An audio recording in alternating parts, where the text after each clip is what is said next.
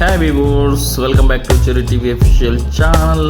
మసాలా మఖానా ఎలా తయారు చేసుకోవాలో తెలుసుకుందాం. ముందుగా మఖానాని తెచ్చుకొని ఇలా పాన్ పై ఫ్రై చేసుకోవాలి. చాలా సింపుల్ అండి, 2 minutesలో తయారు చేసుకోవచ్చు. సో చేతితో పట్టుకుంటే పగిలిపోయే విధంగా వేయించుకోవాలి.